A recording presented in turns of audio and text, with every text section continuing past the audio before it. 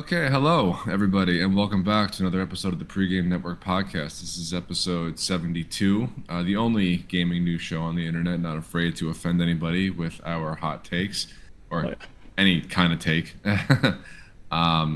This is Dan once again, joined by my bestest bud Anthony, and we're going to talk about what we normally talk about on Sundays. So, without further ado, we'll get into what we've been playing this week, and then just transition to the news proper. It's a pretty short list for me. You know, I've been playing a little bit of Space Marine 2, just because I think it's fun, obviously, and with Borderlands that's still pretty fresh. Like, I haven't been playing much else. Yeah, so we've been playing the finals. Obviously, it's like every weekend now.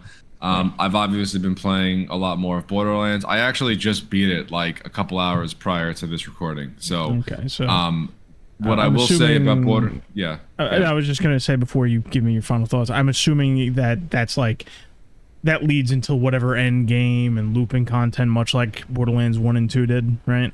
Yeah. So I mean, like I'll keep it brief because I've already given my thoughts on Borderlands. But since I beat the final boss for the main quest line, things have really started to pick up as far as like overall progression goes and loot chasing, which is kind of why I play this game or any loot-based game to begin with, obviously. So the end game for Borderlands 4 is, in my opinion, so far better than Borderlands 3. I don't really remember what the end game was like in Borderlands 2, to be honest with you. I just haven't played it in so long. But I'm still enjoying my time with Borderlands 4. On the performance front, things have been pretty much the same. They did put out a patch a couple days ago, which kind of helped, but not really. I did actually upgrade my computer today, my laptop, from 16 gigs of RAM up to 32, which actually made the most significant difference so far. I mean, obviously, why wouldn't it? I mean, I'm assuming that's the case because one of the biggest ongoing issues, they haven't confirmed it, but it sounds like memory leaking. And yeah, that has been. It's not confirmed, but it's confirmed by the community who, I mean, any PC gaming community is going to know what they're talking about just based off of the type of audience that it is. Like, the vast majority of the people who play on PC, like, we know what we're talking about when it comes to computers. I feel like that's a pretty safe generalization to make. So upgrading my RAM from 16 to 32 gigs, I was hitting like an average of like 30 to 40 frames before, and now with the upgrade today, I've been averaging like anywhere from 45 to 60, but like a consistent 45, 60. I haven't been dipping much. I mean, it's not that much of an improvement, but I mean, based off like coming from what I was dealing with, it's very noticeable. So for right now, like, I'm happy with that. Yeah, and obviously that upgrade is going to help me in every other game that I play. Oh, of course. I mean, more memory is a good thing to have as long as your system supports it, and yours obviously does. But like, I'm more amazed because I'm just like, okay, you upgraded the memory. Obviously, you can't upgrade the CPU or the GPU in the machine that you have, and even if you could, it would be too expensive to do so. And I'm just sitting there going, you know, memory's better than nothing, but it's not really what you want. I gotta say, I'm actually surprised at the gains you got from a memory upgrade. That just shows like the kind of coding snafu or optimization issue that Borderlands 4 is dealing with. Yeah, it's still not well optimized whatsoever, but the fact that, I mean, I am circumventing the memory leak issue by just doubling my existing RAM. So that's been helping. Actually, during my first attempt of the final boss fight, the game completely crashed on the second phase of the fight. And I don't know for sure, but I mean, I was playing for over 2 hours at that point, and that's when I don't know if Gearbox confirmed it or not, but like, that's when the memory leaks really start to get bad, is when you're playing for longer periods of time. So I'm pretty sure that's what happened. So Borderlands 4, it's still a good time. My position is the same. If you like Borderlands, you're going to like Borderlands 4. It's a really solid entry in the series, and I'm having fun with it. So that's a plus. Deep Rock Galactic Survivor has officially hit 1.0. It is now no longer in early access, and I've been playing a ton of that as well, actually. And they added a lot of new content. That explains why it's on Game Pass now. I actually noticed. I was gonna give that a shot. Yeah, it's a ton of fun. I really like it. I am just about at 60 hours in total with this game, and like for an auto shooter, in my opinion, like that's a lot of time. I think. So it's just as fun as ever. The new mission they added is great. It's actually. Do you remember the mission in regular Deep Rock where you have to escort the big drill to the like the stone that you got to drill through to extract the Arkan with? stone or whatever it was called. Yeah. So that is the mission that they added, but in the context of an auto shooter, and it actually works very well. Yeah, I was gonna say, just based on that, where it's pushing and then following something, that of the missions you could add from the core game, that one makes the most sense, because you can't you can't add wholesale like the oil drilling one, because that relies on platforming and sliding all over the place for the most fun. Yeah. So far, like I would give Deep Rock Survivor like a solid 8 out of 10. I mean, I don't know what would bump it up even more for me. Like, it's an auto shooter. You obviously have to judge it on its own merits. But it's the best auto shooter I've ever played. It's the most satisfying one. It's just it's a really good time. The art style is the best in my opinion, and it's I think it's worth anybody giving it a shot. It's actually on sale on Steam this week. I think it's like $8 or something like that. Very worth it. And they also added an entire new gear system to the game. So more weapons, more equipment, a whole new gear system, new missions. It's really good. Like, hefty content drop, a lot of fun. Game runs perfectly fine.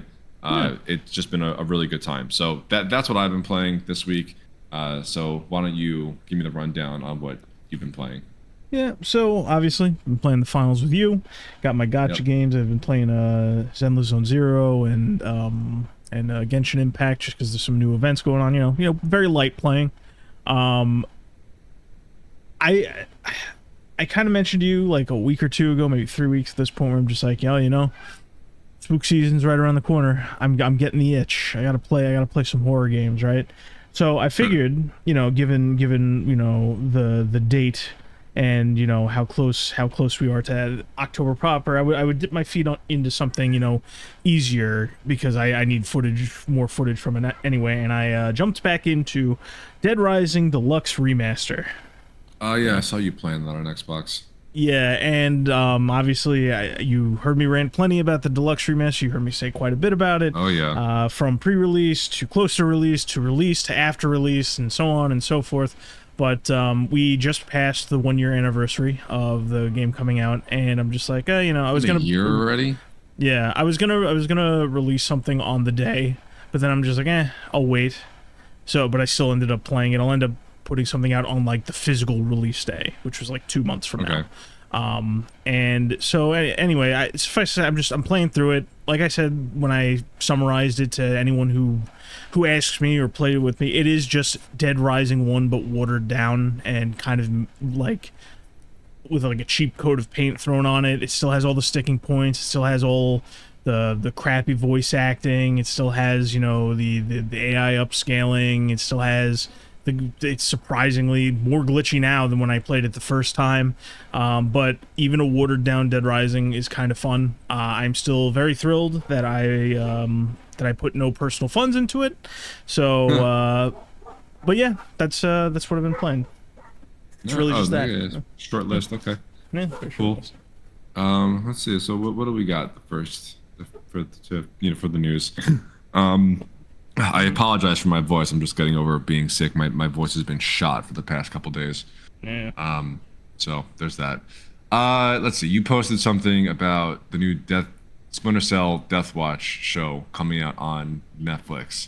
And I haven't even watched the trailer, but just based on this article, I am not hopeful. Where did this come from? I can't read the name of the site that's on this screenshot, but anyway, so Netflix says that it will rip the spine out of the source material, but keep the brain and the heart. So you want to explain to me what the fuck that means? I mean, it says what it says on the tin. They didn't really elaborate on much. It's just more like pre-release jargon where they try to dress up, you know, their intents.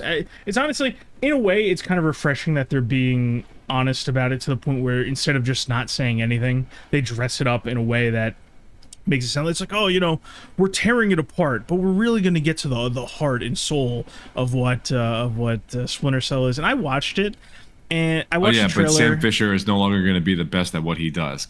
Yeah. It's right off the bat. It's the same subversive kind of crap that we've dealt with these kind of adaptations, you know, where it's like what's the best way to put it? The same level as Rian Johnson directing The Last Jedi. Yeah, or like when what's the guy's name? Fat guy, stoner. He was in something Smith. Something Smith. What's his name? Comic guy. Kevin Smith. Kevin Smith. Yeah, he was in Clerks, right? Yeah. Jay and Silent Bob. Yes, Jay and Silent Bob. That's it. I was trying to think of that, and for some reason, Dogma kept popping into my head. I'm just like, I mean, Dogma's great. I love that movie. It was okay. No, you're not a fan. I don't know. It was like one of the first Kevin Smith movies I ever saw, and the fact that it had Chris Rock in it and Ben Affleck and Matt Damon, like it had a really good cast. Like I don't know, I liked that movie a lot, but I also wasn't really. I didn't know what like the Kevin Smith movie genre was when I saw it. I just liked it for what it was. I get you. But anyway, the only reason I bring him up is because he did a He-Man series, right? And pre-release was showing all the awesome things. Destroyed it. Yeah, and like it's because you know the pre-release stuff, it's all He-Man. Look at all the awesome stuff He-Man's doing. Look at the art style. Doesn't the art style kind of look nice? And then like He-Man, quote unquote, technically dies very early on, and then the rest of it is just like a dressing down of him and like the things you liked about it. And no confirmation yet because it's not out yet. Everybody is saying that's what the twist is going to be for this new Splinter Cell show. That's what everybody said, like, because they highlight the new badass female character in it, you know, and it's like the way they talk about Sam and the scenes that we see from Sam, it's limited in a way. So everybody thinks that's the twist coming down. I would be surprised that even if they don't get rid of him completely, I have a feeling he's going to be backseat in his own series, you know. And then they'll do some lip service at the beginning and end to show like, oh, see, we really do care about this. And it's not even voiced by Michael Ironside. I'm just like, what are we fucking doing here? You know? Just like the whole thing. It's like, it looked cheap even by like Ubisoft adaptation levels. Like, and like, it's almost like, remember when they did the Tomb Raider adaptation a couple years back, or whatever. Live action? No, the anime or the fake anime, you know, that's the American studio outsourcing to Korea to make something that looks like an anime. They did a Tomb Raider one. I remember them making it. I don't remember at all what it was. It looks like that. It looks like that crappy same style, and I have a feeling this is just, it's gonna come, it's gonna release, it's gonna be shit. It's going to get a second season because the trick with all of these is that they're pre-greenlit for second seasons. That's how Netflix does a lot of their deals. That's why Devil May Cry got a second season. That's why that Tomb Raider show got a second season. That's why all these crappy shows that really appeal to no one, and they get a bunch of fake hype near the beginning, and they get a lot of word of mouth, but nobody watches it, and the people that don't like it just hated it and move on. All these shows get, like, it's written in there that just about everything gets 2 seasons up front. And it's like a bargaining. It's a bargaining and marketing chip that they end up using. So it's gonna get its 2 seasons. It's gonna be crap, and then like in 5 years or so, jerk offs like me are gonna be like, remember that time they did a really shitty Splinter Cell series? But in the meantime, we're gonna have, you know, all these fucking fake fans and like people like there's gonna be like 18-year-olds and 20-year-olds making gimmick accounts where they go like, oh, daily Splinter Cell updates, and oh, Sam Fisher from the Deathwatch. Like all these weird cringe accounts are gonna come up and go like, you never liked Splinter Cell like I like Splinter Cell, and this looks awesome. like what happens with fucking everything, but it just I'm already rolling my eyes. yeah, I'm dead basically. It looks like crap. There's really not much else to say. I can't imagine there being anything that would like subvert my subverted expectations. So yeah, but yeah, they're starting the jargon. You know, they're we're gonna rip the spine out, but keep the heart. Like, what the fuck does that even mean? Yeah, I don't know. I'm not hopeful. I don't even plan on watching it. Yeah. No. I grew up playing Splinter Cell. I know you did too. And Yeah. Splinter Cell Chaos Theory is probably one of, if not the best stealth action games ever made. But, Yeah. all right. I gotta how it dies, I guess. again. I gotta go back and look at a few.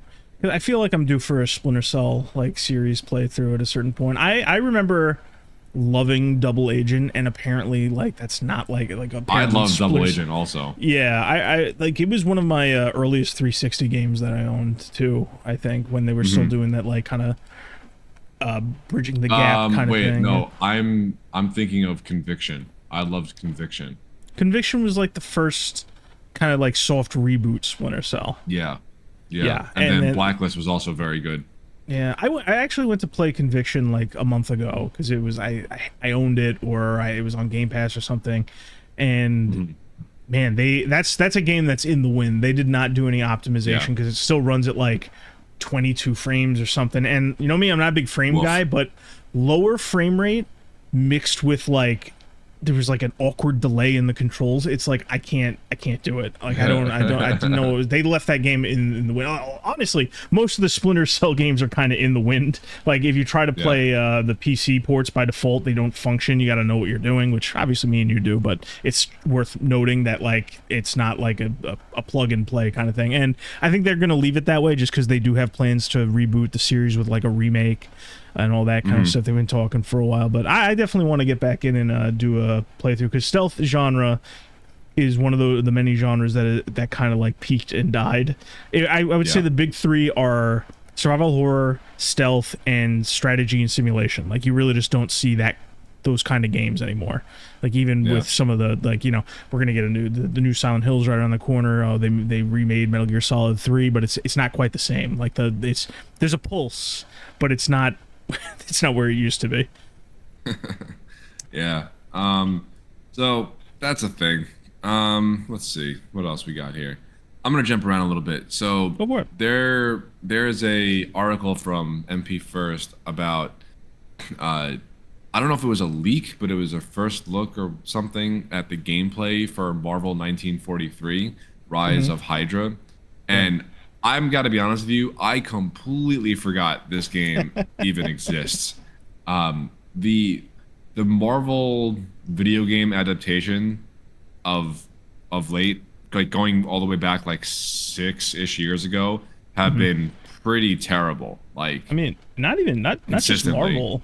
I would say like aside from quality, the comic video game adaptation thing kind of burst around Suicide Squad. I think we talked about this at one point where like there was essentially a bubble bursting when it came to comic properties, and like the only one treading water is like Spider-Man. You know, everything else just kind of comes and goes. Yeah, well, I mean, they gave Spider-Man to Insomniac, so that, I mean, not like Crystal Dynamics was any worse of a developer. They made all the Tomb Raider trilogy, which was, I mean, pretty good for what it was, but they completely dropped the ball on Avengers. Holy shit, that was just a travesty. Oh my god, and it has so much potential too. That's what I was gonna get at. It did have a lot of potential because there is a good action game hiding underneath all the bullshit that they smothered it with. Yeah, the same way that, you know, there was a solid action game in Anthem with all the lack of knowledge of how to make a fucking looter shooter. But who's counting? But yeah, so this was showed off. There's still no release date. It was just, the video was put up and then taken down like pretty quick, so I can't even tell you what the game looks like, and I'm really not going to go based off of a text description of what somebody saw. Like, that's just not a good representation. Yeah. So I'm not even going to get into that, but I completely forgot this game existed. I pretty much have no hope in it just because of the track record that we've come from with just like you said, not even Marvel games, but just comic book superhero games in general, with the anomaly of Spider-Man. So that's a thing. Yeah. So anyway, moving on from there, I saw something that directly impacted me from PC Gamer. The Asus ROG line of laptops apparently has a firmware issue that Asus is quote unquote actively investigating, and it was described as excuse me, described as a cascade of firmware design failures, and that does not sound good any way you're gonna slice it. And I say it affects me directly because I've been gaming off of an Asus Zephyrus laptop for the past like 3 years or so. I mean, I don't want to sell them short. It's gotten the job done. I have little to no complaints about it. The only complaint that I do have is the fact that somewhere along the line, my laptop started to like skip and stutter in a handful of different games. I mean, some of it is the fact that some games that I play require a network connection, and sometimes with the building that I play in doesn't have that great of a connection. Most of the time it's fine, but sometimes it's not. But again, it doesn't make any sense as to why that stuttering or skipping would happen during a single player game, and which has happened to me countless times, and it's infuriating. And apparently, like, I don't know if there's any correlation between the two, but I don't think it's a coincidence that it's specifically the Asus ROG line that has a cascade of firmware design failures. So, yeah, that's kind of concerning. I'm a little bit happy that I found it, because at least I know that I'm not going crazy, and maybe it'll be fixed. Who knows? So, yeah, that's a small little thing that I found that I thought was at least worth mentioning. And so the next thing that I'm going to talk about, which is kind of big in my opinion. Okay. You've no doubt heard of the most recent round of Xbox console price increases, right? I have, yes. Yeah. So this is just fucking bonkers. I'm going to go through the different price increases that Microsoft put in place. So the Xbox Series S 500 gig was $380. That was after the first price increase. Now they brought it up to $400. The Xbox Series S 1 terabyte was $430. They brought it up to $450. The Xbox Series X digital only was $550. They brought it up to $600. The regular Series X with the disk drive was $500. They bumped it up to $650. And then the Xbox Series X 2 terabyte Galaxy Black Special Edition was $730. They bumped it up to $800. This is crazy to me. Absolutely. Like, you have to be trying to kill your brand, right? Like, you don't want people to buy these consoles. And you can point the finger at inflation or market value or whatever you want, but like, I'm sorry, at what point in any console life cycle did prices ever go up prior to this generation? Yeah, like not including a mid life cycle upgrade. Yeah. So I mean, we talked about maybe because this has happened multiple times across the three major players, but we've talked about this more than a few times, and it really just has to do with, you know, where the industry is really heading. There's a general economic hurt that has nothing to do really so much with just inflation, but it's like kind of a global thing. And I think companies are really just reacting this way because they don't really have, like, they don't have incentive to draw players and then more things to sell on top of it. So their only recourse is to exponentially raise prices over time. I mean, exponentially is right. This is crazy. I mean, you raise the regular base Series X $150. Like, who would do that in their right mind? Like, that's just wild. Well, when you and I bought the console, it was $500. Yeah. It's the other thing is, what's the best way to put this?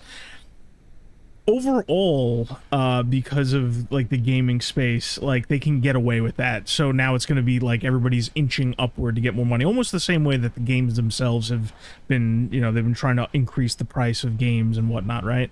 Because like let's say, for example, you look at just an average consumer who's looking to upgrade. Let's say they were hanging on to the PlayStation 4, the Xbox One for a while, and they figure now's the time to upgrade, right? They're looking at a PlayStation with limited single-player experiences that are exclusive to it, going up in price. You're looking at the Xbox, which may have good, you know, subscription services, but don't necessarily have a whole lot of software justifications to pick up. And then you look at PC gaming, where all the parts are going up and the ports are getting less stable, you know. And that, I think, just as the consumer looks through their choices, each competitor of the choice they happen to be looking at raises the price because they realize they can get away with it, because the other guys don't look like a the other guys aren't putting enough pressure because everybody's hurting, I guess, is the best way to put that. Because like I don't know. Like me and you, and I know it's in the back of your head, like, who the fuck is going to pay $800 for a console? And one of the second things you're going to say following that is, why wouldn't you just build or buy a computer at that point? And I'm telling you why. The PC ports fucking suck now, and 800 is not going to get you anywhere in the PC market right now. Like, you're not going to get the performance of a PlayStation 5 Pro or an Xbox Series X for $800 in a PC. I agree with you. I do, but you, like, if you're already at that price, like within that bracket, you could spring the extra $200, maybe $300 and actually buy like a pre-built, middle of the road, or even low end gaming PC that is gonna run basically everything. Maybe not at high settings, but it's gonna run pretty much everything. Not quite. Damn, if I want to play Borderlands, I can't play it on a build that price. I'm not gonna be able to play it. You probably can. It wouldn't be the greatest experience, but you probably can. Yeah, but if I want a halfway decent experience, I have to buy the PlayStation. It apparently runs the best on the PlayStation because the other ports suck. Well, that's one example of one game. Well, that's what I'm saying. Like, that's part of the problem. Like, the fact that consumers even need to go through this is part of the reason why all the prices are increasing. Because instead of us just saying, like, oh man, yeah, that Nintendo, it has the Mario, that Xbox, it has the Master Chief, that PlayStation, man, it's got Jak and Daxter on it. No, it's What? No, it doesn't. What are you talking about? I'm just saying, like, I'm saying it should be like that, right? Instead of players looking like that, now everybody's one property you decide to pluck out of thin air with is a dead one. Yeah. But I'm just saying, players used to be, you know, that used to be the determining factor. Now it's like, well, I might want Borderlands when it's slightly cheaper in a year, and I need to factor what gaming platform I'm going to buy based on potential performance and like rolling the dice on ports, you know. It's a shitty situation for the industry, and the prices are going up because that's the way the big guys get their money back, because everybody's hurting with software and the incentive's not there. They got to squeeze more out of the people who are buying. And it's not going to be a whole lot, but they will sell consoles at that price. There will be people out there, I don't know if you'll ever meet them, that are going to be spending $800 on the Xbox Series X. Yeah, it's just wild. It's absolutely fucking bonkers to me. But yeah, that's a thing that happened, and it just, like, every time I see these price increases, it just, like, I get whiplash. Like, what the fuck are you doing? Like, how long is it going to take for the next generation of consoles to come out? Like, we're probably going to see it no later than 2028. Like, that, and that's on the generous end. You know, I could see them unveiling something for holiday of 2027. Yeah, so no, I agree. It could be sooner than we think.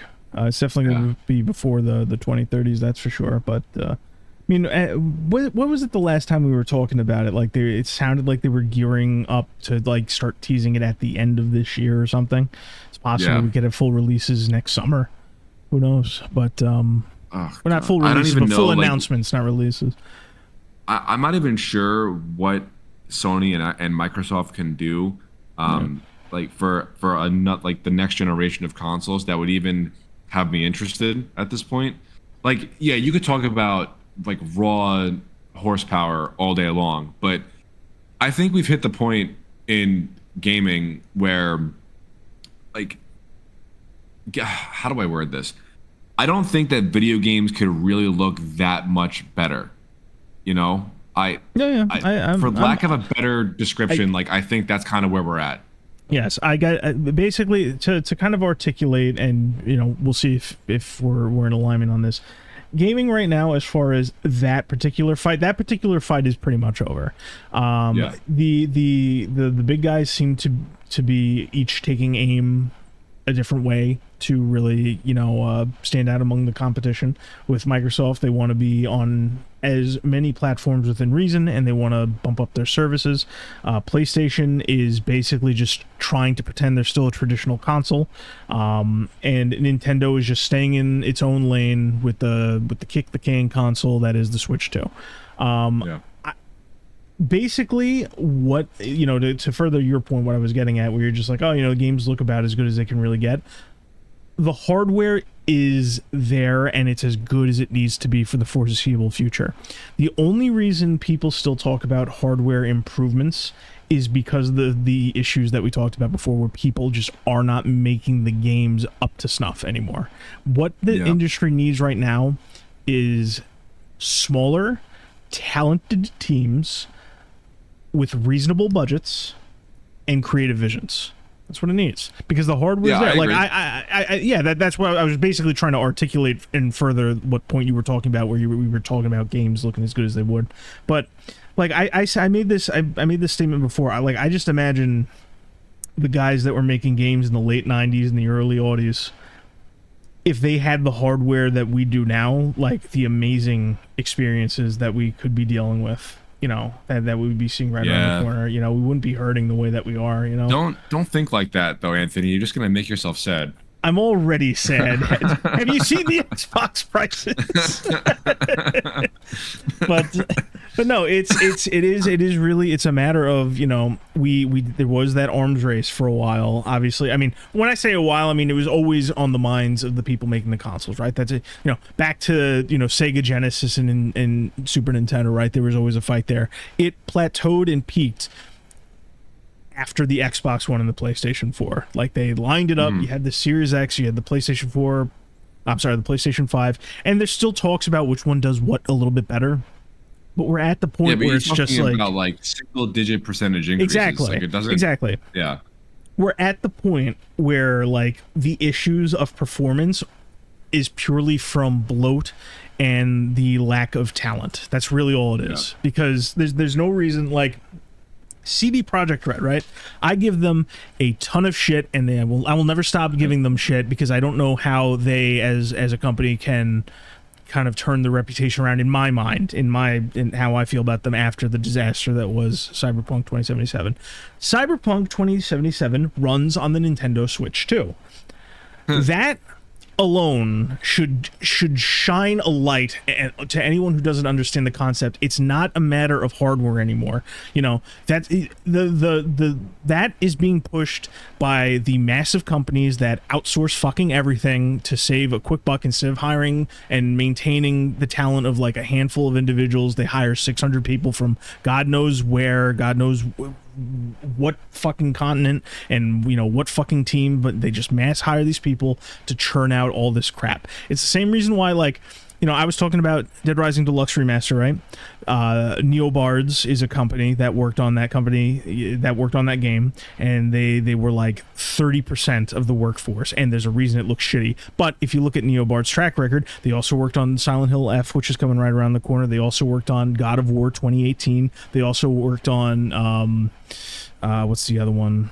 I'm blanking. Final Fantasy VII Rebirth. And you can tell, like, a lot of, like, the cut corners that, say what you will about each game individually, but if you look at the cut corners and kind of the sameness of some of the lower polished areas, they share those across the board. Games that are like that. And it's because these companies are now used to outsourcing, and all of this peaks with like a situation with Randy where instead of like acknowledging the issues, he's picking fights and saying, just get better hardware, just get better hardware. The game will run better as long as you get better hardware. No, the hardware is there. For games, we don't need to go much higher. There will be incrementals. Consoles will continue to get better, but the arms race is over. We don't need anything else at the moment. And what the jump is just going to come with time. Like there will be a time in the future where consoles and gaming computers will be able to run stuff that the finals is doing now server side. There will be a time where computers can do that, but that's not like the next frontier, because that's like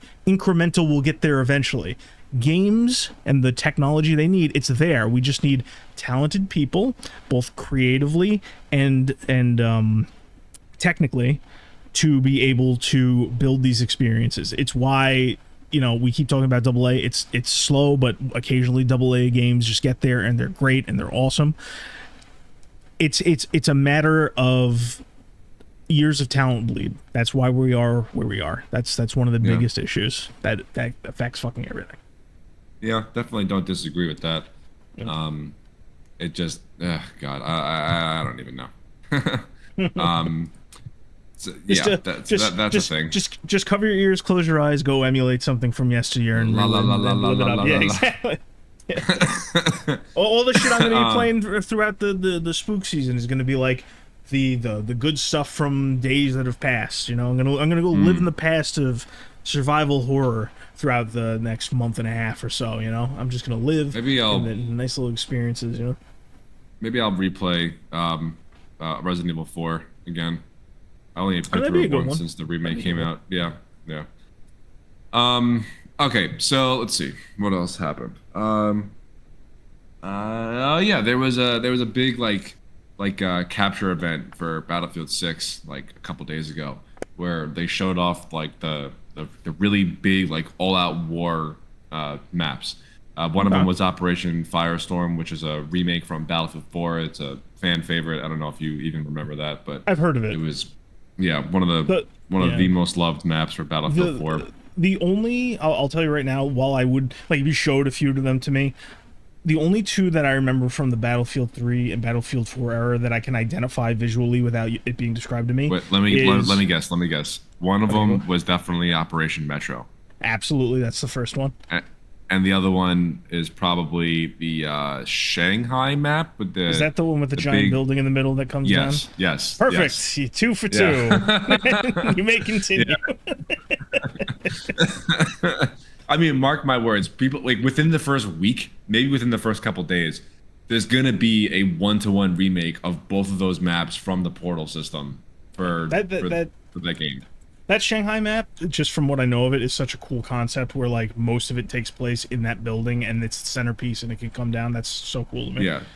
Yeah. It's that whole thing. Like both of those maps are 100% going to be remade 1-to-1 by some random fanatic that knows exactly the ins and outs of those levels, and especially since the Portal system is going to be a much more robust tool in Battlefield 6 with custom scripting and map editing and whatever else you want to do with the game. That's 100% going to happen. I'm actually really looking forward to it. And like there is going to be XP progression in the Portal system also, so it's going to be basically indistinguishable from the base game. I'm very excited for Battlefield 6, especially with the new footage that was showed off a couple days ago. So where I was going with that was the large maps. They look really good. They're not like these gigantic sprawling landscapes that 2042 had that like nothing was in them. It was just like an empty fucking field that you had to run through. And then I also saw a leaked video for the Battle Royale. And I mean, I don't really have a whole lot to say on it, to be honest with you. It's just another BR. I might try it when it comes out, but like that's not what Battlefield is to me, you know? Like I would just want to I want to just mow down like scores of the enemy team with my M4. So the bigger maps, they look really good. Operation Firestorm looked great. I can't wait to play it. And they're much more vehicle focused in these maps, which I mean that's what Battlefield is at its core. So I'm looking forward to it. They showed off some new gadgets, some new weapons. It all looks good. I really don't have like anything overly negative to say. I will say I feel like there was a huge I touched on it at some point, but I feel like in the last 2 weeks there was like a huge like deluge of information and content and communication that we kind of glossed over up until this point. For what? For Battlefield? Yeah, for Battlefield. Oh. Like, I mean, which we talked about it for like 2 or 3 weeks in a row. No, we did. I'm just saying, like, there was an update. Like, what's the company called? Because now there's multiple studios under the Battlefield studios. Was it They're just Reactive? calling it creative or motive. It might be motive because it's like there's Criterion, there's motive, there's Dice, obviously. One of them came out and they did like a whole circuit of things where they were talking about motive. But like they were talking about like, oh, there's like a snap feature where you can do quick turns on controller to kind of keep up with like the jumpy aim. They recently did like a performance kind of breakdown where they said like what you can expect on each console. And then recently I know they did a huge sweeping movement change that everybody's all bent out of shape about.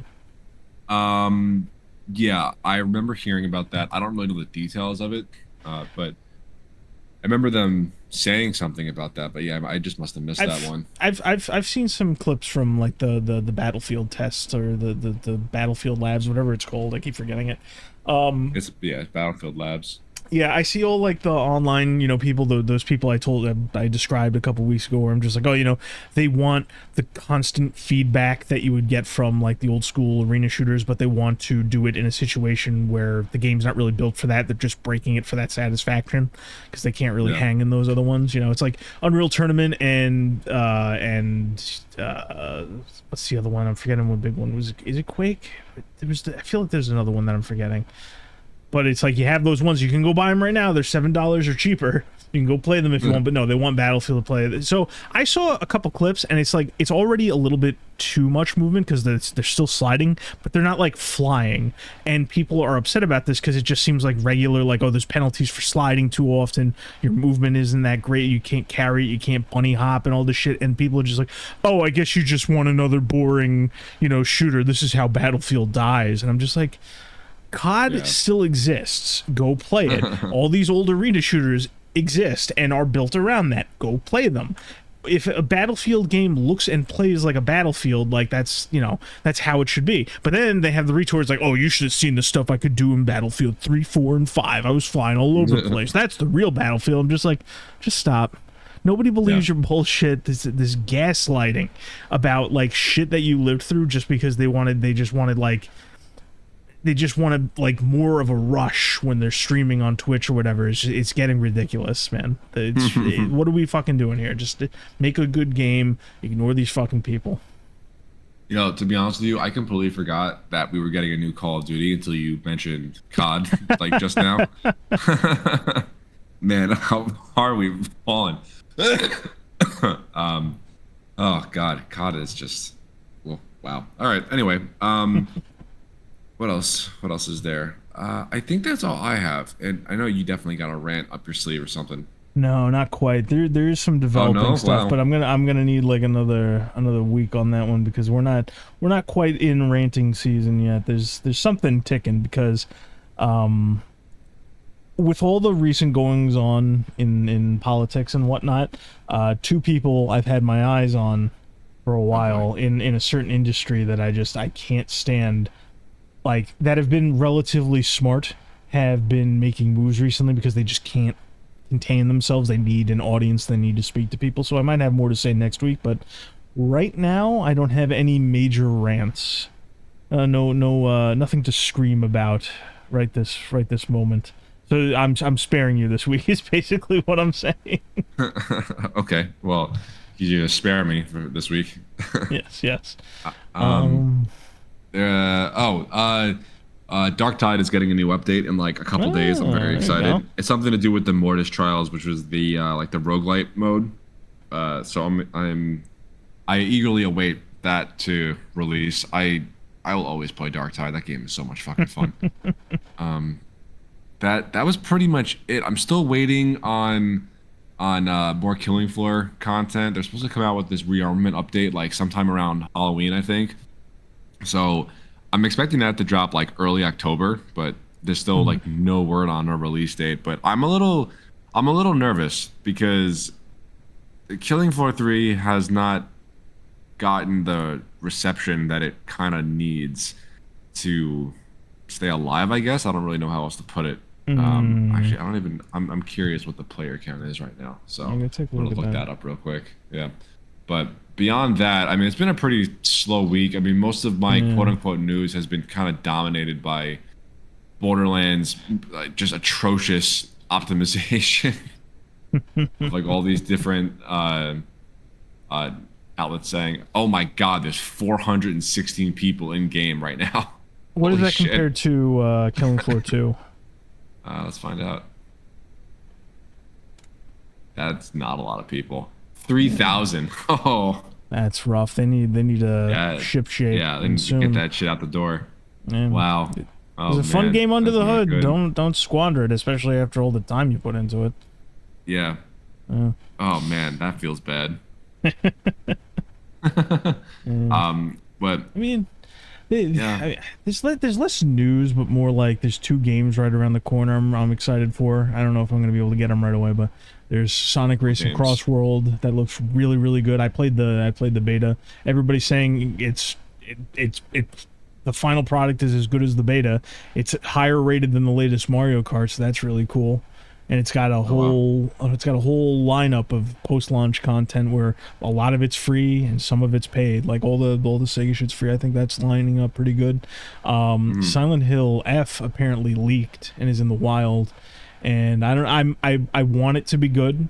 I hesitate because, you know, I've seen like from the pre-release stuff and just the way that they talk about it. Yeah, I've mentioned a few times on here where there's red flags. It's like, oh, it's about the feminist movement, and I'm just like, true or not, you shouldn't be saying something like that. That's the kind of detail you're supposed to find out as you're playing to see if there's parallels, or you wait for like the fucking YouTube SES people to say like, oh, how Silent Hill F is really about the movement in the late 90s, blah blah blah blah blah blah, whatever. From what I've seen, I mean, I don't know if it's gonna have bite on a visual scale that will match up with the writer, because the writer, like I mentioned, he's a big deal. Nothing you would know, unfortunately, but there was a lot of older visual novels that got adaptations in anime, and he wrote a lot of niche like horror stuff, or like that kind of stuff. So like I'm excited for the potential of the writing. Don't get me wrong, anyone can get stupid in this day and age, but I'm excited for the potential there. But the visuals, everything I've seen about the visuals, it doesn't look like it has the same bite as what I know of his writing. And also what I'm familiar with Silent Hill, and obviously I'm a big Silent Hill fan. I love 1 and 2. But it's like, I look at it and I'm just like, it feels like it's been preemptively censored in a few areas. The gameplay doesn't necessarily match up with what I'm expecting. I will probably be able to play that sooner rather than later, just because they don't really have the best protections on it, you know, so to speak. So I am curious. Konami had mentioned they do the same fucking asinine thing that EA essentially did with Dead Space, where they basically say like, oh, this might be the last chance. If it doesn't sell, we're gonna kill the series again. I'm just stop. Survival horror, I get it. It's not the biggest mover of money or whatever, but like this whole game of like, if this game doesn't sell a gajillion copies, specifically only this game in this genre, we will never do anything with it again. I'm like, well, that doesn't make sense, because you're already remaking Silent Hill 1, so that's kind of bullshit. But I don't know. Yeah, not a whole lot of news this week, but like I've got my own games, and you know, what could be worse than that on a gaming show?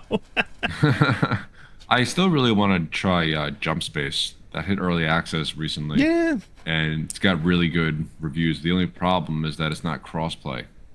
Oh, no, that's not good. Yeah, that kind of doesn't entirely kill it for me. I just don't use my Xbox anymore, and I always have my laptop with me. So like, I'm not gonna play this game alone. Yeah, I gotcha. And they have this roadmap up with all these like different features that are on here, like text chat, lobby browser, What else? Like the bot improvements. I don't see crossplay on here at all, and I don't know. I just for a game that is exclusively co-op. I mean, you can play it in single player, but for a game that markets itself as being a dedicated co-op PvE experience, like that just seems crazy to me. So I don't know. I just hope it's something that they will add in the future, because if they do add that, then I'm all in. I will totally buy this, and I'll probably snag a copy for you as well. Is it one of those games that had like you can buy like a 4-pack or something? I feel like that's one of the games. That do that. I don't think so. I'm on the Steam page right now, and there's no option to buy it in bulk. Okay. So yeah, I don't know. And would you look at that? The recommended specs are for 16 gigs of RAM. Wow. Sorry, I had to get that in there. But anywho, I think this is probably about as good a place as any to wrap it up. My voice is kind of killing me right now anyway. No, it's fine. And we've got pretty much everything done that we need to do anyway. Slow week, it happens. It happens. So with all that being said, this was episode 71 of the Pre-Game Network podcast. If you're still listening, then thank you. We appreciate you. And we'll be back next week for more hot takes on video games, stuff and things. So yeah. Thanks, and bye-bye. Goodbye. Okay. Yeah, I gotta stop talking. All right. Yeah, my voice is hoarse as fuck. Jesus Christ. All right, I'm off tomorrow night, so I'll probably be on at some point tomorrow. We'll play like the finals or something, and Anywho, all right. Talk to you later. All right, bye. Bye-bye.